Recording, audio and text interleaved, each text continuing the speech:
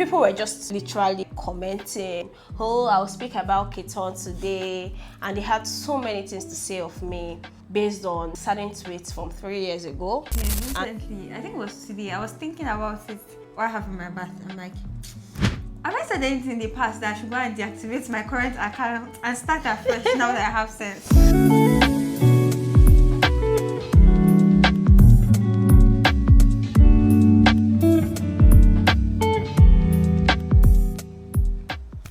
Hi guys, welcome to this episode of the Cyberbullying story. And today we have with us a very special guest that will be sharing her story with us. She's a very amazing, charismatic, wonderful, Too much. sweet young lady that's setting the pace in the political space in Nigeria. See that line, pace in energy. Thank you very much for having me. Right, so today we have Oladipo, Victoria. Yeah, if you introduce me as Oladipo, it's weird to the general public. It's you people that know me that call me Oladipo. Now we are the inner circle. I was still explaining to my colleague the other day. It was like when they saw Kitann, I said, yes, my name is Oladipo. And it was like, why are we now calling you Victoria? I'm like, anybody that calls me Oladipo knows me from way back. Because I say, which rebranding is this one? Way back. Oladipo, I'll be Victoria, but you hear that? We know her as Oladipo. To you, she's Victoria. To me, she's Oladipo. And she's the founder of Learn Politics. Drum rolls, please. Thank So you let's welcome for having me. Victoria Oladipo, founder of Learn Politics. Thank you very much. Okay, so can you introduce yourself to our fans? Audience. Audience, Yeah. yes. My name is Victoria Kitann Oladipo, right? I'm a founder of Learn Politics, and at Learn Politics we are basically democratizing political education and being the bridge between political education and political participation for Nigerian youths. Okay, but did you guys just launch like your LMS platform? Yeah, a very good way to also say that, yes, we launched a LMS platform where people can learn about politics, governance, elections, and different aspects of politics at www.civiclearn.learnpolitics.ng. You can take a course anytime if you just think about it, and just any certificate usually. Anyway, so if you're watching this is an invitation for you to go and take a course. The next election is coming. Yep. So don't be caught off guard. Alright, so yeah, recently you were spoken of or spoken about on Twitter. And then we ended up with a tagline called the Kitann you spoke about. Can you share the story behind that experience? Very, very interesting story, because that day I had commented on what was going on within American politics, a name that I've decided not to speak about anymore. And it's how will I put it? It's aggravated into something that led to an entire drag on Twitter. Mind you, this is not my first drag. Do you remember? You're a constant customer on Twitter. So it's people were just literally like commenting, oh, I'll speak about Kitann today, and they had so many things to say of me based on certain tweets from 3 years ago. And it has been very interesting, because now I know my haters and my enemies, so they've been waiting for it. But anyways, how will I put it? It was something that I was laughing about, but a few days later, after reflecting, I was like, no, nobody should do this to anyone. Right? Yeah, that's how I thought about it. So it's like a, what do you call it? What's that thing that they say online? This you. Yeah, Gotcha moment. Yes, it gotcha moment. And funny enough, I don't like when people, I'm mostly on Twitter, and when people do this you, I'm like, yes, you want to point it back to that person, that this person, but people can change opinions. Yeah. People can actually and that is one of my core beliefs, that as people grow older, they get wiser or they get better in their thoughts and everything. And at the end of the day, they have to change opinions. They don't have the luxury of time to go back to previous things that they've tweeted. And even if for anything, that is even a testament to the fact that they've grown. Yes. Yeah, majorly.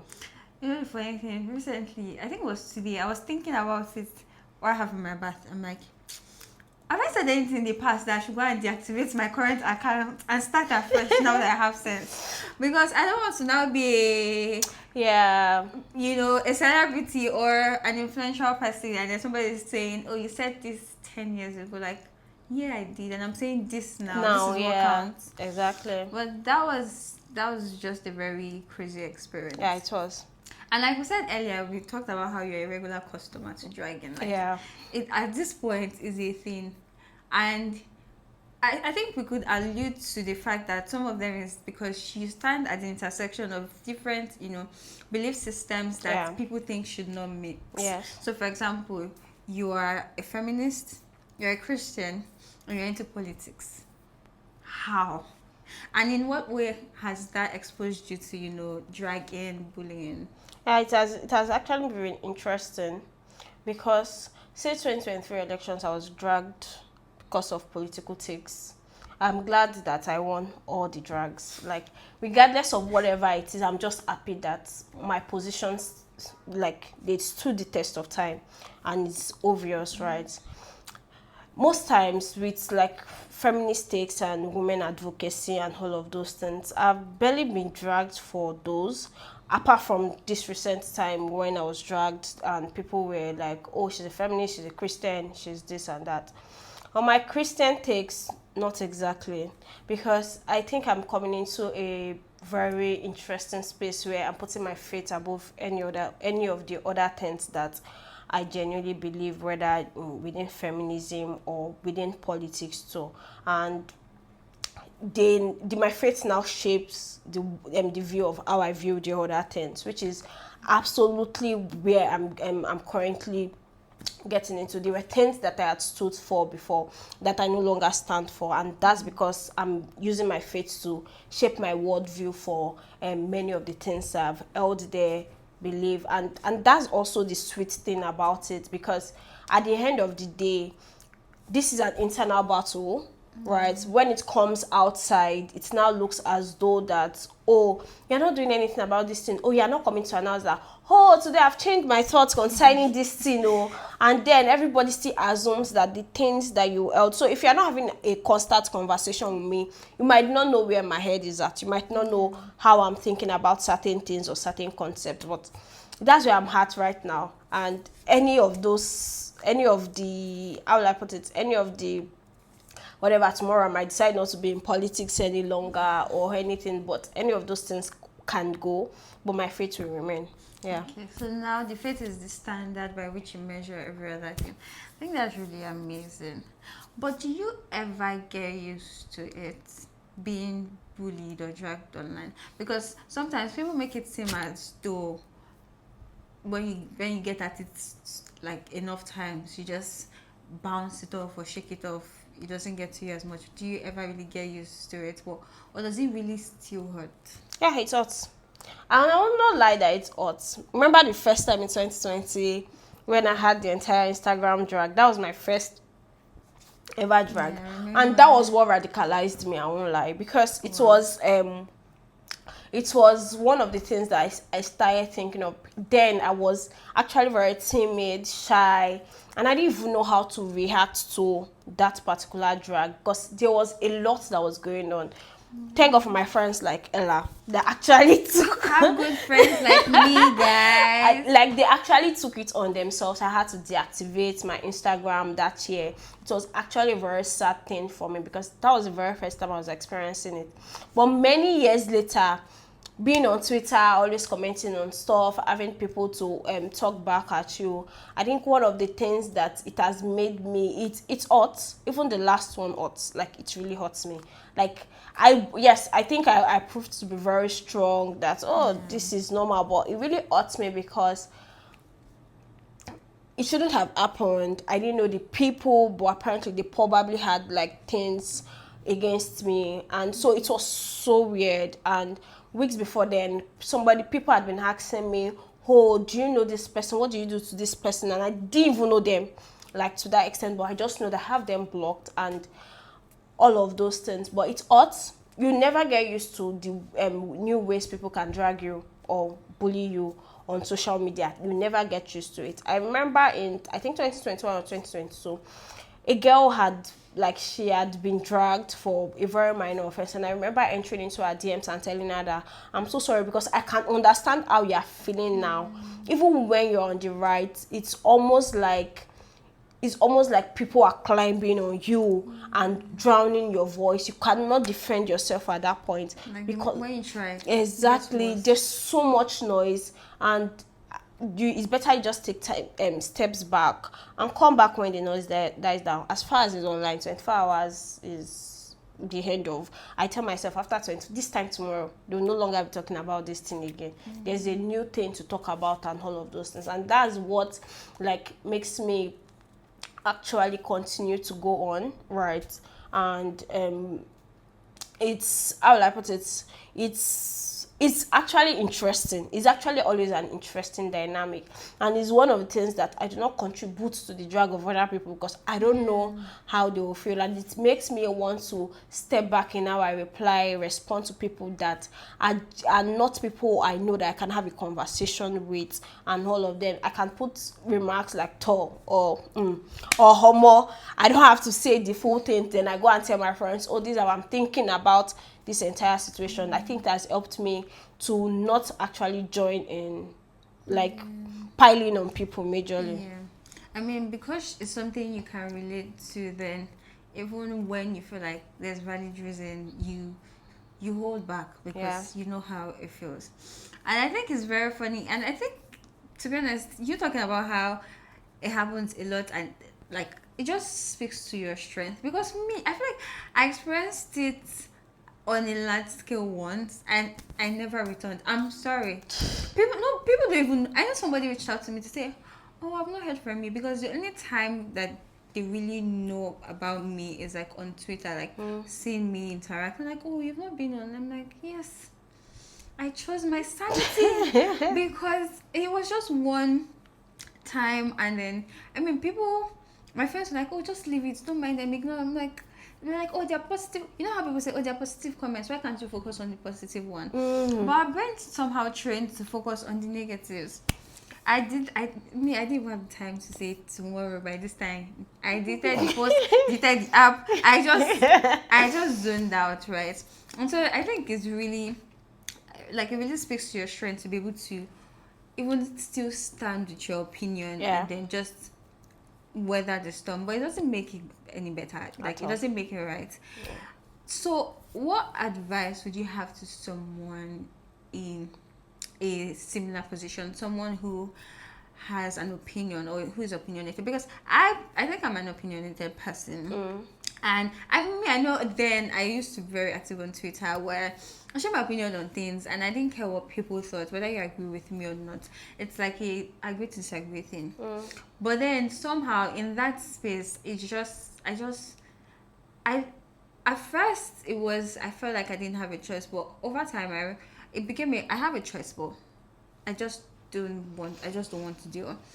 I still have my voice in a lot of other areas, but when it comes to that space, it just shut down. Yeah. There are other people that it just didn't affect them for that space. Yeah. For them, it's also in real life. They can't speak anywhere. They can't share their opinions because once upon a time, they shared their opinion on something and then they were piled on. So what would be your advice to someone like that? Actually, like coming to interact online is actually a different aspect of navigation. And why I say so is because the same like you, when the Instagram stuff happened, I wanted to be an active content creator, and I was like, no, I cannot do this like anymore. And it affected me so much that I was like, no, I'm done with what I'll find my career path somewhere else. And thanks be to God that I found my career path and I'm not depending on Instagram. Right. But with the way Twitter is a place where, or X is a place where opinions are always, because you have to type, right? It's not like Instagram. You have to post pictures, do all the aesthetic, do videos, and the time to do all those things, even if you want to throw somebody, is a lot of time. The least you can do is to be under somebody's comments and throw them. But what is very important is, right, it's your mental strength. And that is, and I think like that is what is majorly important. My your mental strength, because at the end of the day, you are going to come around and tell yourself that is this worth it? Like in your case, you just left the app entirely so that it doesn't escalate into something. But for some people like me, you cannot bring me down. Because I genuinely believe that it is my space. One of the things I do on my Twitter, I don't receive notifications from people I'm not following, right? So if you're following me and I'm not following you, I probably don't see your notifications. Until the last drag, my comments were always locked, right? I don't even used to turn on my comments. But after I deactivated my Twitter, after then came back and I just opened on my comment. Okay, you people have said everything you want to say. Just come back. And like you said that our brains are wired for negative comments. I opened my Twitter this morning and I saw that somebody had, this morning, yesterday morning, and I saw that somebody had commented on a post I made, and the person was like, oh, you are dissing people. Like, I don't know you. You don't even know why I made this post. Why you are dissing? And I saw it and I wanted to reply. I'm like, it's not worth it. And I think that's steps that you need to take back. You don't have to reply everybody. You can lock your account so they don't have anything to say, to see, or in other sense, you can just. But at the end of the day, if it's worth it to actually leave that platform, is better, because your mental strength is as important as how you want to respond or reply to those people. You can take days off and be like me and reply 2 or 3 days later. But just be sure that you've processed it. You are sure that the reasons why these people are doing it, is it valid or is actually invalid. There's no reason for you to actually pile on anybody, right? It's not that deep like that, especially when it comes to social platforms. But again, social platforms have also changed the way we interact from, let's say, from COVID till now. Yeah. People are judged by their opinions on social platforms. One, people are judged by how they look, how they post, and it's actually very interesting to me, because you should not be judging people by those, especially when you don't have like physical interactions with most of them to see like why their thought process, except for extreme thought processes actually. But it's actually very important that wherever, in whatever way you've experienced a sort of piling on, a sort of bullying on any social media platform, think of yourself first, right? And not the people that are shouting or piling on you. Think of who do have the mental bandwidth to actually go through this, go back and forth with these guys, or do you want to take some time off to come around and come back to reply them that whole, what do you think, and all of it. In the future, you guys might be friends, but don't be friends with them. So Kito is essentially saying, because I'm not sure you like on him. Yeah. She's essentially saying that you don't have to deal with it. Yeah. Right? And the extent to which you want to deal, you get to decide that. Yeah. And realistically, it's not that easy. Even when, it's funny how even when you delete the app and you're off, and someone is texting you saying, have you seen what they said about you? Have you seen, like, right? So sometimes it's not that easy to escape, but like she said, you have to prioritize yourself. And I think it's worse in this age where people are paid to say nonsense. Yeah. Right? So now people are not even saying things they mean. They're just saying things that they know would agitate people or garner the kind of attention that would get them money. Yes. Elon's money, right? And so it's easy to say, oh, don't take people like that seriously, but we cannot overlook the impact that it has on the lives of, those people. And, having people like Victoria Kitann, I'm going to keep calling you what comes to my mind, please. Having her share her story, and her experience and how she personally deals with it, I think it helps other people, like you, understand how it affects people, and in case you're someone that is in a similar situation, has been or is likely to be, because as long as you're on social media, Yeah. it's 99 days for the thief, 1 day for the owner, Yeah. right? And so if you have a similar story that you want to share, we'd really love to have you on board. We'd like to talk about this more extensively, how it has affected you, your relationships with other people. Because I see these days now, people are dragging themselves within the same friendship group, and their friends in real life. I'm like, what's going on? Exactly. I could never do that. And I think it's something that people have to discuss, right? Yeah. Social media makes you think that you can correct your home friend that you know personally on the, and it's so interesting because I have so many dissenting opinions with my friend, and we talk about it. We might never see it, we might never agree, but I don't think it's worth it to actually. There are things I've seen online. I'm like, oh my god, no, I think these people know each other. So why do they have to bring it? It's also the fact that interactions are changing globally, and people are depending on like social media a lot for interactions. Friends should see each other physically more. Actually, because why? I remember there was a time that both of us had like dissenting opinions on something, and we were talking about it on the timeline, and then we went to the DM and we continued talking about it. I can't remember how it ended, but the point is that if you're not careful, you open your friend up to being a victim of cyberbullying. Yes. And so even that affects friendships. See, like the impacts of this thing like is enormous. It's a lot. It affects different aspects of your life.